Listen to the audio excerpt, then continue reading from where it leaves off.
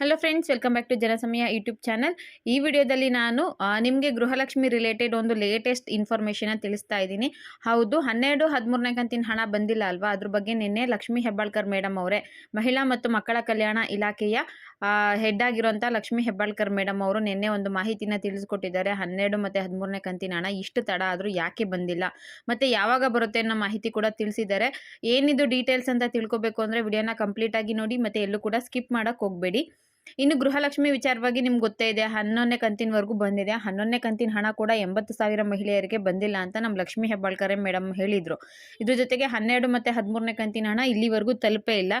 ಆಗ ಸ್ಟಾರ್ಟ್ ಆಗುತ್ತೆ, ಈಗ ಸ್ಟಾರ್ಟ್ ಆಗುತ್ತೆ ಅನ್ನೋ ಮಾಹಿತಿನೇ ಸಿಕ್ಕಿತ್ತು. ಇದಕ್ಕೆ ಇಷ್ಟು ತಡ ಆಗೋದು ಯಾಕೆ ಅಂತ ನಿನ್ನೆ ಲಕ್ಷ್ಮಿ ಹೆಬ್ಬಾಳ್ಕರ್ ಮೇಡಮ್ ಅವ್ರನ್ನ ನಮ್ಮ ಟಿವಿ ಚಾನಲ್ಸ್ ಅವರು ಕೇಳಿದ್ದಾರೆ. ಅದಕ್ಕೆ ಅವರು ಆನ್ಸರ್ ಕೊಟ್ಟಿದ್ದಾರೆ. ಯಾಕೆ ಇಷ್ಟು ತಡ ಆಗ್ತಿದೆ ಅಂದರೆ, ಇಲ್ಲಿ ಇನ್ನೊಂದು ಇಂಪಾರ್ಟೆಂಟ್ ಇನ್ಫಾರ್ಮೇಶನ್ ಏನಪ್ಪಾ ಅಂದರೆ, ಗೃಹಲಕ್ಷ್ಮಿ ಹಣ ಬರೋದು ಇಷ್ಟು ತಡ ಆಗ್ತಿದೆ ಅಲ್ವಾ, ಇದಕ್ಕೋಸ್ಕರ ಅವರು ಸಿಎಂ ಸರ್ ಹತ್ರ ಕೂಡ, ನಮ್ಮ ಸಿಎಂ ಸಿದ್ದರಾಮಯ್ಯ ಅವರ ಹತ್ರ ಕೂಡ ಲಕ್ಷ್ಮಿ ಹೆಬ್ಬಾಳ್ಕರ್ ಮೇಡಮ್ ಅವರು ಮಾತುಕತೆ ನಡೆಸಿದಾರಂತೆ. 2 ಕಂತಿನ ಹಣ ಪೆಂಡಿಂಗ್ ಇದೆ, ನಾನು ತಾಂತ್ರಿಕ ರೀಸನ್ಸ್ ಗಳಿಂದ ಹಣ ಬಂದಿಲ್ಲ ಅಂತ ಜನರಿಗೆ ತಿಳಿಸ್ತಾ ಇದ್ದೀನಿ, ಟೆಕ್ನಿಕಲ್ ರೀಸನ್ ಅಂತ. ಎಷ್ಟು ದಿನ ಇದೇ ರೀಸನ್ಗಳನ್ನ ಹೇಳೋದು? ಕೊಡೋದೇ ಕೊಡ್ತೀವಿ, ಆದಷ್ಟು ಬೇಗ ಅದನ್ನ ತಲುಪಿಸ್ಬೇಕು. 2 ತಿಂಗಳ ಹಣ ಪೆಂಡಿಂಗ್ ಇದೆ ಅನ್ನೋ ಮಾಹಿತಿನ ಅವ್ರಿಗೆ ತಿಳಿಸಿದ್ದೀನಿ, ಪತ್ರ ಕೂಡ ಬರ್ದಿದ್ದೀನಿ ಅನ್ನೋ ಮಾಹಿತಿ ತಿಳಿಸ್ಕೊಟ್ರು.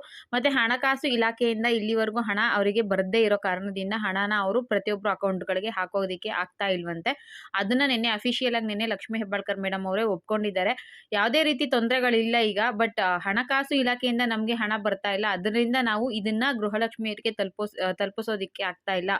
ಅವರು ಹಣ ಬಿಡುಗಡೆ ಮಾಡಿದ ತಕ್ಷಣ ಗೃಹಲಕ್ಷ್ಮಿ ಹಣನ ನಾವು ನಿಮಗೆ 2 ಕಂತಿನ ಹಣ ಒಟ್ಟಿಗೆ ಜಮೆ ಮಾಡ್ತೀವಿ ಅನ್ನೋ ಮಾಹಿತಿನ ತಿಳಿಸ್ಕೊಟ್ಟಿದ್ದಾರೆ.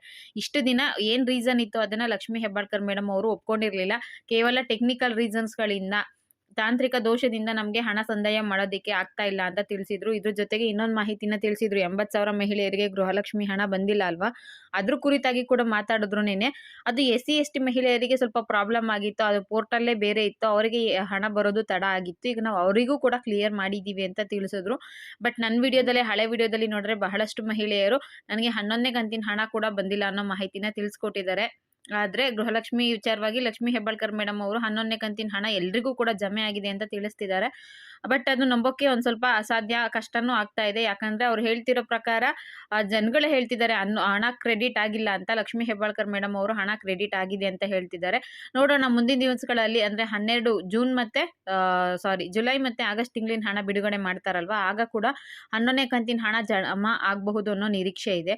ನನ್ನ ಪ್ರಕಾರ ಅಮೌಂಟು ಈ ಮಂತ್ ಎಂಡಿಂಗ್ ಒಳಗಡೆ 2 ಕಂತಿನ ಹಣ 4,000 ಒಟ್ಟಿಗೆ ಬರಬಹುದು ಅನ್ನೋ ನಿರೀಕ್ಷೆ. ಇದಕ್ಕಿಂತ ಏನಾದರೂ ಜಾಸ್ತಿ ತಡ ಆಯಿತು ಅಂದರೆ ಕಾಂಗ್ರೆಸ್ ಸರ್ಕಾರಕ್ಕೆ ವಿರೋಧ ಪಕ್ಷಗಳಾದ ಬಿಜೆಪಿ ಆಗಿರಬಹುದು, JDS ಪಕ್ಷಗಳೇ ಆಗಿರಬಹುದು ವಿರೋಧ ವ್ಯಕ್ತಪಡಿಸ್ತಾರೆ. ಜನರು ಕೂಡ ಇವ್ರ ವಿರುದ್ಧವಾಗಿ ಮಾತಾಡೋದಕ್ಕೆ ಸ್ಟಾರ್ಟ್ ಮಾಡ್ತಾರೆ.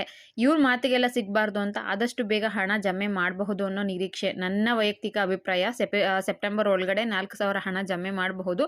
ಸೆಪ್ಟೆಂಬರ್ ಕಂತಿನ ಹಣನ ಅಕ್ಟೋಬರಲ್ಲಿ ಬಿಡುಗಡೆ ಮಾಡಬಹುದು ಅನ್ಸುತ್ತೆ. ಅದೇನೇ ಇರಲಿ, ಸರ್ಕಾರದ ಒಳಗಡೆನೆ ಏನೋ ಪ್ರಾಬ್ಲಮ್ ಇದೆ ಅನ್ಸುತ್ತೆ. ಅಂದರೆ ಹಣಕಾಸು ಇಲಾಖೆಯಿಂದ ಹಣ ಬಿಡುಗಡೆ ಮಾಡಿದ್ರೆ ಅಲ್ವಾ ನಾವು ಬಿಡುಗಡೆ ಮಾಡೋದು ಅಂತ ಲಕ್ಷ್ಮಿ ಹೆಬ್ಬಾಳ್ಕರ್ ಮೇಡಮ್ ಹೇಳಿದ್ಮೇಲೆ, ಓಕೆ, ಅಲ್ಲಿಂದ ಹಣ ಬಿಡುಗಡೆ ಮಾಡೋದಕ್ಕೆ ಏನೋ ಪ್ರಾಬ್ಲಮ್ ಇರಬಹುದು ಅನ್ಸುತ್ತೆ. ನೋಡೋಣ ಮುಂದಿನ ದಿನಗಳಲ್ಲಿ ಇದ್ರ ಬಗ್ಗೆ ಏನು ಕ್ಲಾರಿಫಿಕೇಶನ್ ಕೊಡ್ತಾರೆ ಅಥವಾ ಯಾವಾಗ ಹಣ ಬಿಡುಗಡೆ ಮಾಡ್ತಾರೆ ಅಂತ.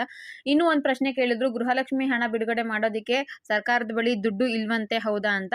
ಅದಕ್ಕೆ ಲಕ್ಷ್ಮಿ ಹೆಬ್ಬಾಳ್ಕರ್ ಮೇಡಮ್ ಆ ರೀತಿ ಯಾವುದೇ ಪ್ರಾಬ್ಲಮ್ಗಳಿಲ್ಲ, ದುಡ್ಡು ಇದೆ, ಬಟ್ ನಮಗೆ ಹಣಕಾಸು ಇಲಾಖೆಯಿಂದ ಹಣ ಬಿಡುಗಡೆ ಆಗಬೇಕು ಅಷ್ಟೇ, ಅದಾದಮೇಲೆ ನಾವು ನಿಮಗೆ ಹಣ ಬಿಡುಗಡೆ ಮಾಡ್ತೀವಿ ಅಂತ ತಿಳಿಸಿದ್ದಾರೆ. ನೋಡೋಣ, ಆದಷ್ಟು ಬೇಗ ಹಣ ಬರಬಹುದು ಅನ್ಸುತ್ತೆ. ಯಾಕಂದರೆ CM ಸಿದ್ದರಾಮಯ್ಯ ಅವ್ರ ಜೊತೆ ಈಗಾಗಲೇ ಮಾತುಕತೆ ನಡೆಸಿದ್ದೀನಿ, ಲೆಟರ್ ಕೂಡ ಬರೆದಿದ್ದೀನಿ. 2 ತಿಂಗಳ ಹಣ ನಾವು ಪೆಂಡಿಂಗ್ ಉಳಿಸ್ಕೊಂಡಿದ್ದೀವಿ. ಜನರು ಇದ್ರ ವಿರುದ್ಧವಾಗಿ ಮಾತಾಡೋದಕ್ಕೆ ಸ್ಟಾರ್ಟ್ ಮಾಡ್ತಾರೆ. ಜೊತೆಗೆ ಹಣ ಕೊಡೋದೇ ಉಂಟು, ನಾವು ತಡ ಮಾಡಿ ಕೊಡೋದು ಯಾಕೆ, ಈ ಯೋಜನೆಗಳನ್ನ ಎಲ್ಲರೂ ಕೂಡ ಕಂಟಿನ್ಯೂ ಮಾಡೇ ಮಾಡ್ತೀವಿ ಅಂತ ಹೇಳಿದ್ದೀವಿ. ಮತ್ತು ಪೆಂಡಿಂಗ್ ಉಳಿಸ್ಕೊಂಡ್ರೆ ನಮಗೆ ಒಳ್ಳೇದಲ್ಲ ಅನ್ನೋ ಅರ್ಥದಲ್ಲಿ ಅವ್ರು ಹೇಳಿದ್ರು. ಹಾಗಾಗಿ ಹಣ ಬೇಗ ಬಿಡುಗಡೆ ಆಗಬಹುದು ಅನ್ನೋ ನಿರೀಕ್ಷೆ ಇದೆ. ಒಟ್ಟಿನಲ್ಲಿ ಸರ್ಕಾರ ಏನಾದರೂ ಹಣ ಬಿಡುಗಡೆ ಆಯಿತು ಅಂದರೆ ನೆಕ್ಸ್ಟ್ ವಿಡಿಯೋದಲ್ಲಿ ನಾನು ನಿಮಗೆ ಮಾಹಿತಿನ ತಿಳಿಸ್ಕೊಡ್ತೀನಿ. ಇದಿಷ್ಟು ಗೃಹಲಕ್ಷ್ಮಿ ವಿಚಾರವಾಗಿ ಸಿಕ್ಕಿರುವಂತಹ ಲೇಟೆಸ್ಟ್ ಇನ್ಫಾರ್ಮೇಷನ್ನು. ವಿಡಿಯೋ ಇಷ್ಟ ಆಗಿರೋ ಒಂದು ಲೈಕ್ ಮಾಡಿ, ಶೇರ್ ಮಾಡಿ, ಮಿಸ್ ಮಾಡದೆ ಸಬ್ಸ್ಕ್ರೈಬ್ ಮಾಡ್ಕೊಳ್ಳಿ. Thank you for watching friends.